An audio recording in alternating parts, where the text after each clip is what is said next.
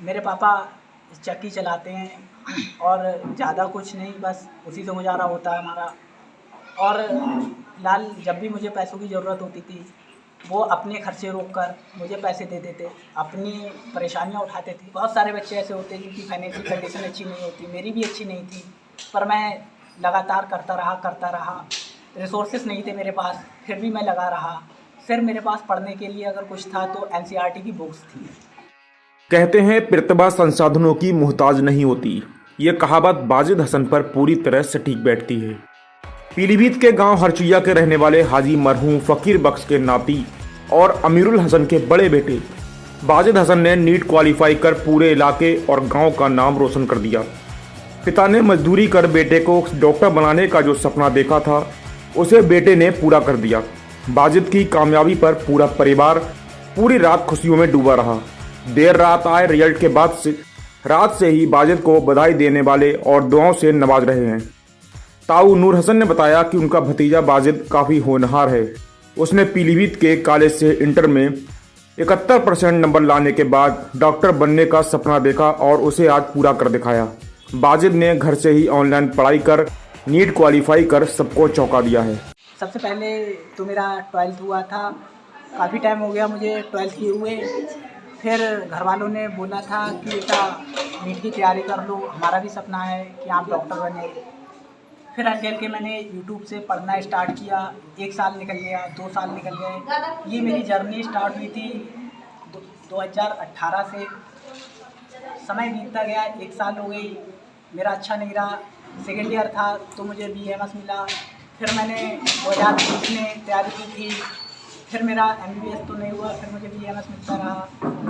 फिर चौथी साल हुई जब मेरे मार्क्स 525 आए थे, उस बार भी BAMS मिलता रहा, बैठना भी मिलता रहा। पर घर वाले ये चाहते थे कि उन्हें MBBS कराना है। घर की फाइनेंशियल सपोर्ट इतनी अच्छी नहीं थी, फिर भी फैमिली का, रिश्तेदारों का और भी रिलेटिव थे जिनका बहुत बड़ा सपोर्ट रहा। वो हमेशा मुझे मोटिवेट करते रहते थे कि बेटा आप कर लोगे, आप पढ़ो, आप कर लोगे, आप कर सकते हो।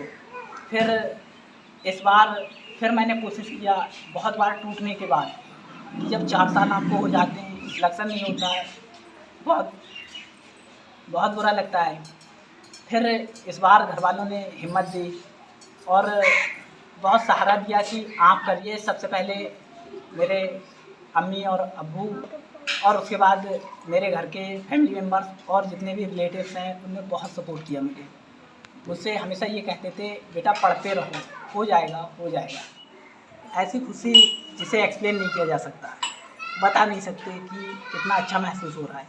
इस पल के लिए सालों इंतज़ार किया। मैं पढ़ता रहता था। घर वाले, पापा थोड़ा ही कमाते थे, ज़्यादा नहीं, काम धाम छोटा मोटा ही था।